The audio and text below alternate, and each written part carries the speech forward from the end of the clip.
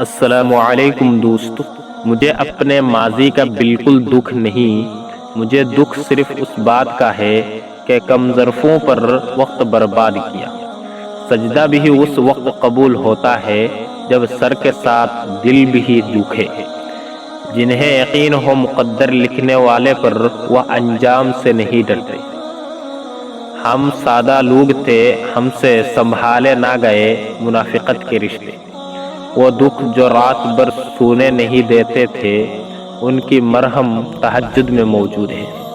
دوسری مرتبہ گرم کی گئی چائے اور دوسری مرتبہ جوڑے گئے رشتوں میں پہلی جیسے مٹھاس نہیں رہتی۔ دونوں صورتیں یقین کی ہے، کوئی اللہ پاک کے لیے سب کچھ چھوڑ دیتا ہے اور کوئی اللہ پاک پر ہی سب کچھ چھوڑ دیتا ہے۔ السلام علیکم۔